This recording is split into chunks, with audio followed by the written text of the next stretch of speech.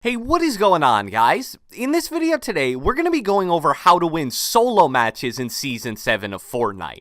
In my opinion, for most people, solos are probably the best game mode for actually improving as a Fortnite player.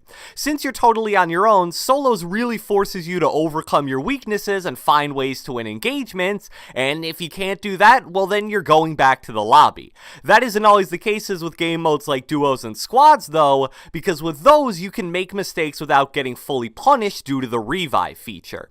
And I'm pretty sure solos is also the most popularly played game mode in Fortnite because it's easily the most convenient. You can just hop on and play, it's as simple as that. So without further ado, let's get right into the tips for winning solo matches in Season 7. Alright, so I want to start this video off by discussing what in my opinion is the best new landing spot in Season 7.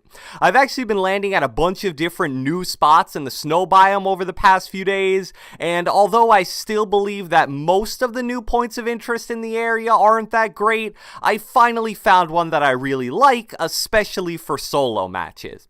The new point of interest that I found makes a really solid landing spot is Frosty Flights.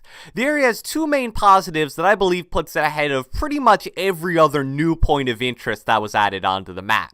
First off, you have the loot. Obviously, this is probably the most important factor for any landing spot in Fortnite, and Frosty Flights does not disappoint when it comes to loot. The town contains a total of 25 potential chest spawns, 20 ammo boxes, and 31 possible ground loot spawns. Just to put that all in perspective, Tilted Towers, which is probably more than double the size of Frosty Flights, actually has a total of 40 potential chest spawns. So for a relatively small town, those are some surprisingly impressive numbers. And what makes it really great and unique is that the town also spawns 5 planes and 5 quad crashers, which is super important, and we'll get into exactly why that is in a bit. Now, I'm not gonna lie to you guys, although Frosty Flights does have some major positives, there are definitely also some negatives. Although that's probably the case for most landing spots in Fortnite, and especially landing spots in the new snow biome. The biggest negative for me when it comes to landing Frosty is the lack of materials that are available in the town itself. There really aren't any trees or rocks in the immediate area, and I believe that every single building in the town is actually made out of metal. And since metal is easily the hardest material to farm, it's definitely difficult to build up a large stack of it. But hey, it's the same thing for everyone who's landing there, so just make sure you at least farm some walls once you're set on loot, because having even 100 mats total should be an advantage over most of the other players you're gonna fight. And also with the 5 planes that spawn at Frosty Flights, as soon as you clear out the town, you actually have the option to immediately rotate to a more material-rich part of the map. The other negative I found is that, at least for the moment, the town is overpopulated in the majority of games. Now luckily, with 25 chests and 31 ground loot spawns, if you can learn a quick and efficient looting route, you'll probably be fine most of the time.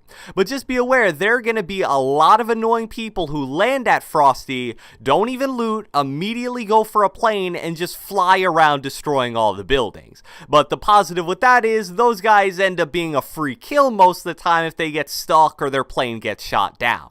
So now let's discuss the mid-game of a solo match in Season 7.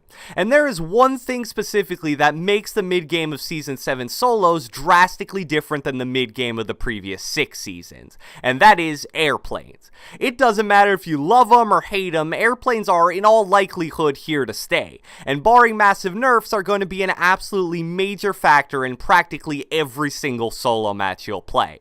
I think that in solos especially, a lot of people actually misuse airplanes. They basically try to use them as an offensive weapon by taking advantage of the mounted machine gun and building destroying capabilities of the plane. But the fact of the matter is, there's no way that's consistently going to be an effective strategy.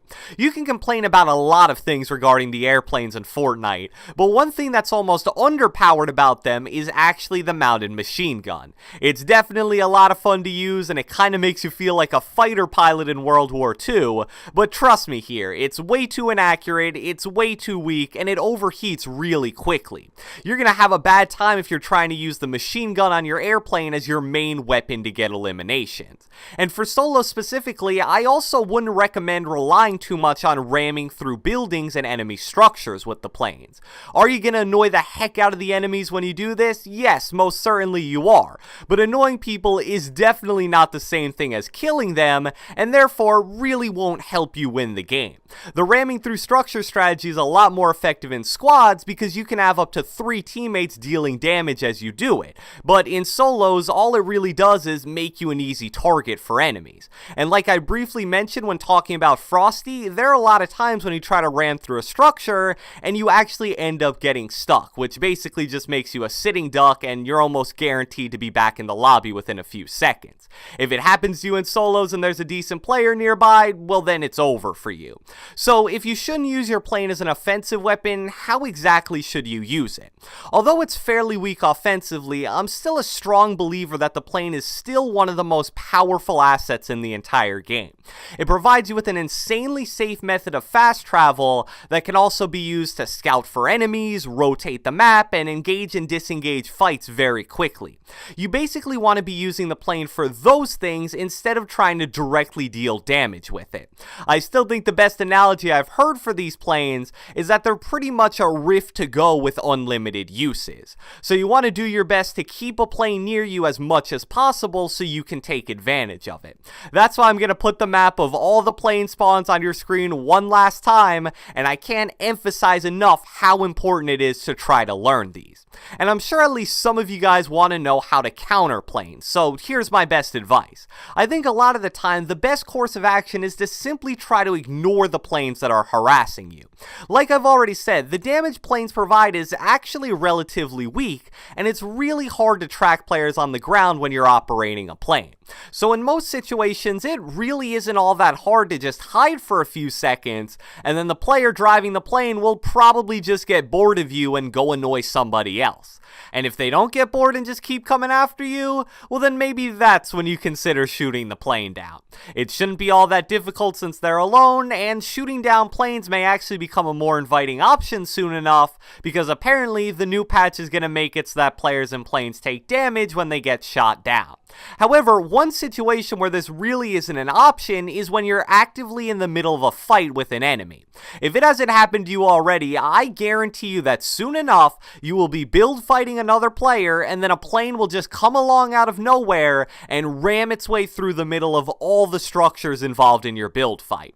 In that scenario, you need to make sure that you prioritize dealing with the enemy you're fighting on the ground over dealing with the plane and the plane driver.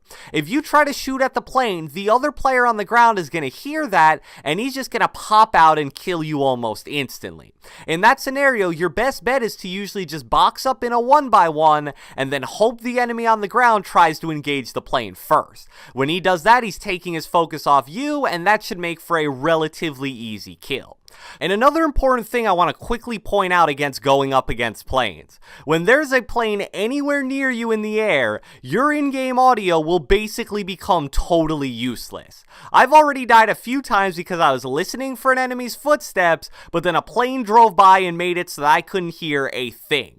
So he ended up rushing me and totally took me by surprise. So especially in situations where you're in a chaotic close range fight, you basically need to make sure you play incredibly carefully, because sound isn't going to help you at all, no matter how good your headset is. So now, let's do a bit of a quick discussion on the end game of a solo match in Season 7.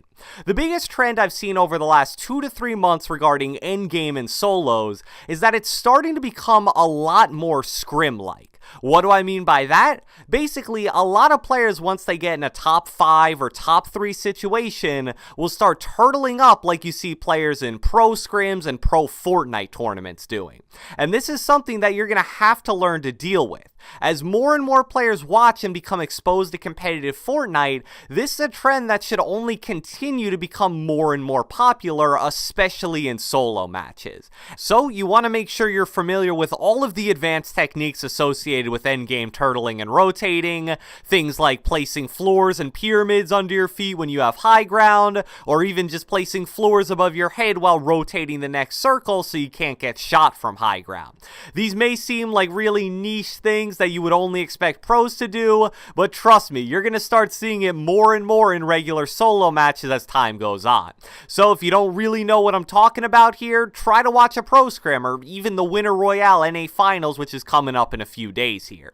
So I hope you guys enjoyed this video, and if you watched the entire thing, be sure to let me know with a comment down in the comment section below. Have you won a solo match in Season 7 yet? Let me know yes or no, and if you have won, let me know how many wins you have. Be sure to leave a like, leave a comment, subscribe, turn on post notifications, do whatever the heck you want, and I will catch you guys next time.